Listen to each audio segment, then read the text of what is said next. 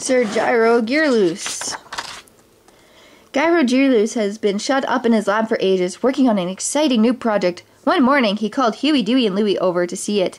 "It's fantastic," said Dewey. "What is it?" "It's a time machine," answered Gyro. "It can take you back and forth in time. All you have to do is set the time and date you want." "Wow, what are we waiting for? Let's try it out." "Not so fast," said Gyro. "I haven't tested it out yet." But Huey and his brothers were already pushing buttons on the control panel. Gyro ran forwards to stop them, but tripped and fell against the controls.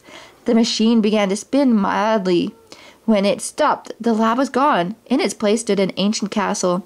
2 men on horses rode by, chased by a knight in black armor. "The machine works," said Gyro. "Come on, boys, let's give these 2 some help."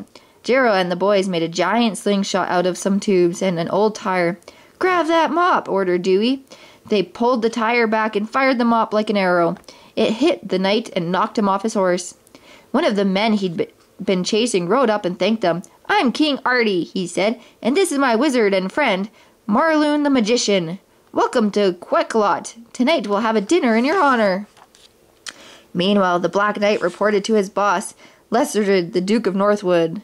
The Duke was furious. "Fool," he snarled. "You failed to get rid of Artie, and now we have the magic of those strangers to deal with as well." "They caught me by surprise, my lord. Give me another chance," begged the knight.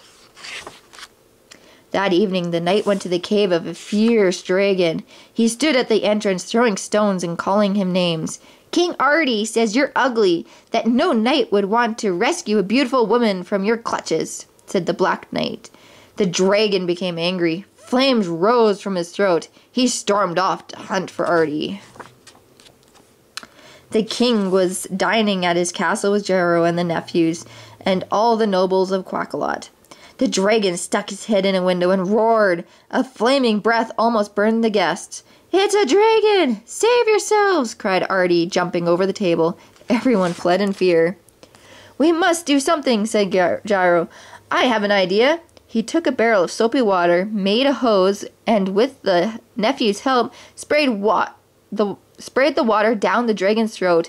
That put his fire out. Now the dragon could breathe out with soapy bubbles.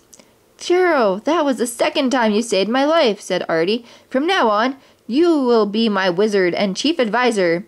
Marloon, jealous and hurt, left. Overnight, Gyro changed. He spent hours practicing with a sword and lance, hoping to become a knight. "Why are you doing this?" asked Louie. "We'll be going back to our own time soon." "Not me. I'm staying," answered Gyro. "I shall be Sir Gyro Gearloose of Quackalot." The brothers couldn't sleep that night. They had to find a way to change Gyro's mind. Suddenly Dewey said, "Someone else can't sleep." Peeking down the hall, they saw Marloon creeping out of the castle. "I don't like the looks of this," said Louie. "Let's follow." An hour later, they watched Marloon meet the Duke of Northwood. "Help me get rid of that evil stranger," said Marloon. "His magic is dangerous to all of us." He didn't know that Lestrade planned to get rid of Artie and take over the kingdom. The Duke listened while Marloon told him about the castle's secret entrance. Then a guard came in with the nephews. "Take them to the dungeon," ordered Lestrade, including his pitiful wizard. I don't understand," said Marloon. "For some time now, I've wanted to get into the castle to capture Artie, and you have just told me how I can do it," explained Lestrade. That night, the Duke of Northwood and his soldiers stormed the castle. Gyro climbed into his armor and joined the battle. Unfortunately, he fell off his horse and was dragged through the middle of the fight, hanging from his stirrups. The king's faithful troops fought bravely, but little by little they were forced to leave the castle. "The castle is ours!" cried the Duke of Northwood triumphantly. "And the kingdom is mine," he gloated when he saw that the Black Knight had captured King Artie. Soon Lestrade was sitting on the throne, wearing Artie's crown. Meanwhile, Marloon and his nephews had escaped from the dungeon. The wizard was ashamed of having betrayed his king, and was trying to think of a way to undo what he'd done. "There's Gyro's horse," cried Dewey. "Gyro must be nearby. He'll know what to do." They found Gyro badly bruised, his armor dented. When they told him what had happened, Gyro asked them for coal, zinc, copper, and iron to make a giant magnet. Then they all pushed it to the castle gates. Now we need a storm, said Gyro. I can help you there, said Marloon. He said a magic spell to create a storm, creating the magnet. Lestred's men wearing armor came flying out into the cart, pulled by the magnet's power. The castle was Artie's once more. The next day, Gyro and his nephew said goodbye to Artie and Marloon. I'm sorry I tried to take your place, Gyro said to Marloon. If it hadn't been for you, my invention wouldn't have worked. We'll miss you, Marloon replied. Come and see us again.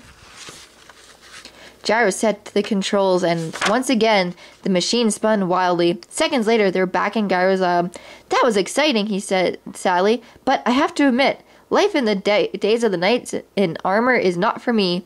I'm glad you found that out, said Louie, smiling.